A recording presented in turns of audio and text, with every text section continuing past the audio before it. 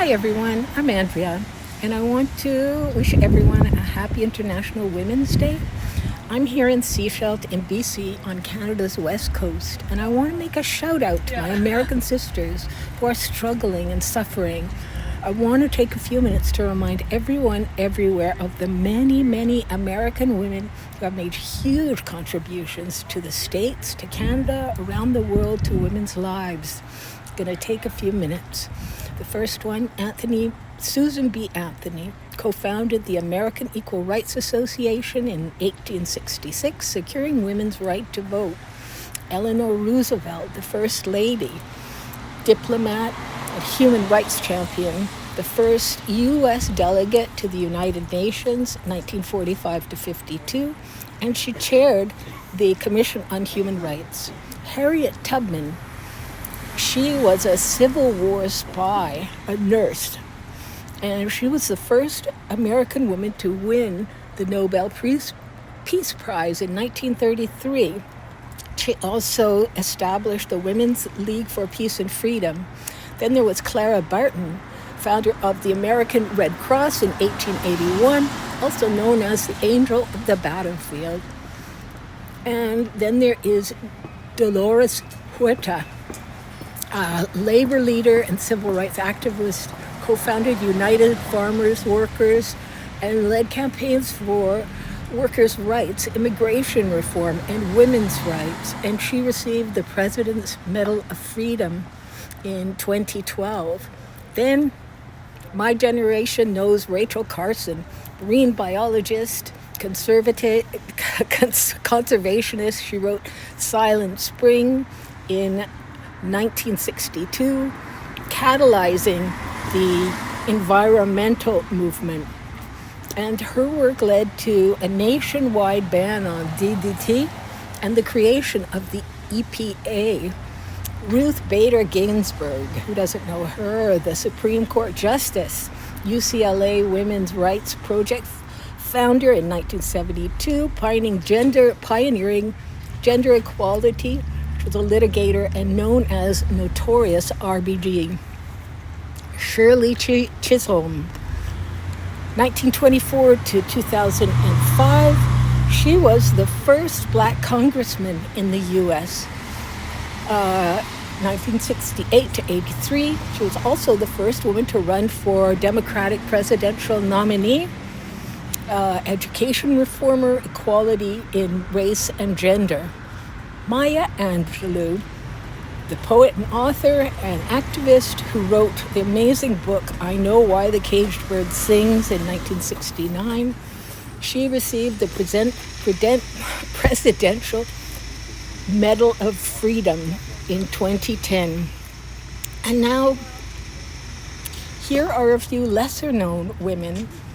Belva Lockwood, 1830 to 1917, first women admitted to practice before the Supreme Court in 1879. She ran for U.S. president twice before women could vote even. She was an educational reformer who fought for equal pay for women government employees. Alice Coachman, 1923 to 2014.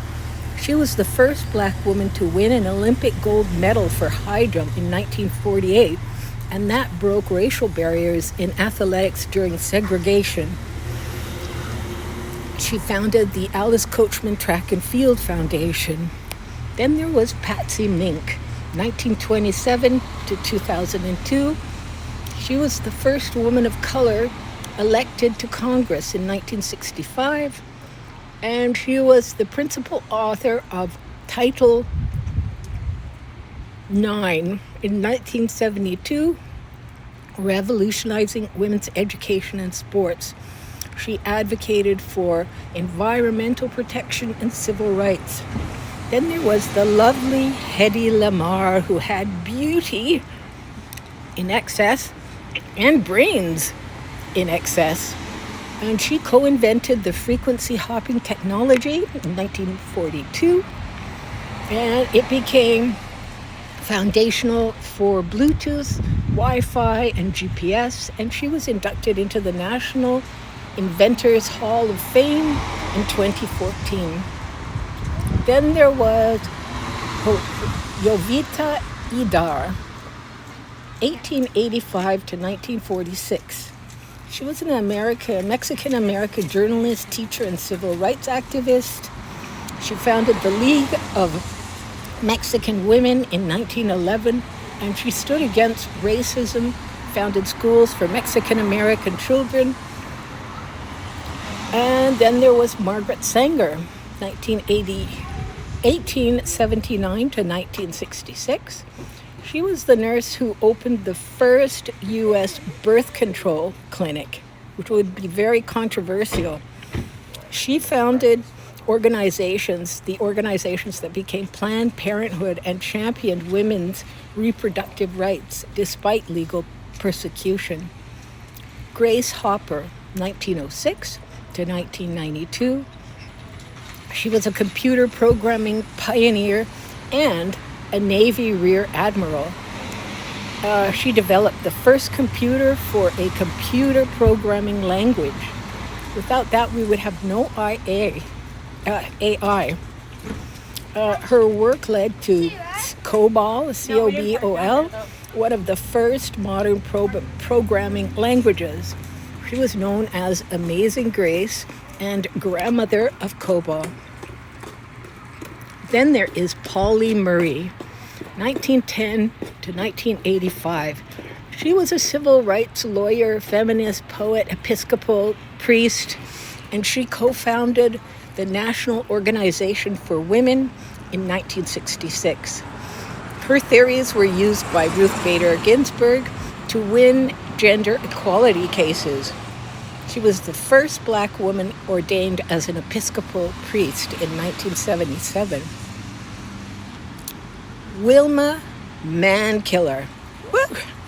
She was the first woman elected as the principal chief of the Cherokee Nation, 1985 to 1995. She revitalized tribal health care, education, and government. She received the Presidential Medal of Freedom in 1998, and she tripled tribal enrollment and doubled employment during her leadership. Frances Perkins, 1880 to 1965.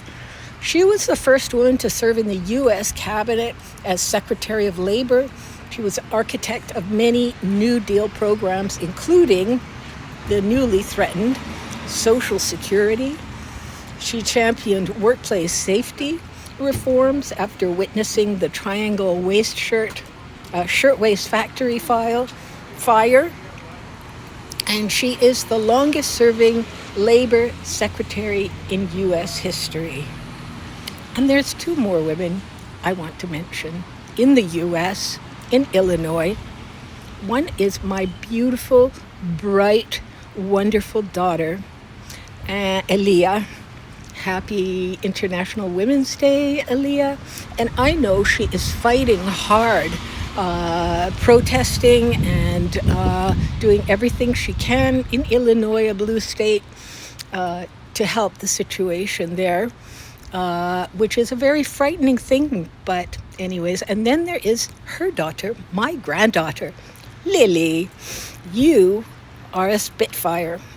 I really admire your spirit, and I'm glad you have it, because God knows women need it, and it will serve you well as you grow up into a woman.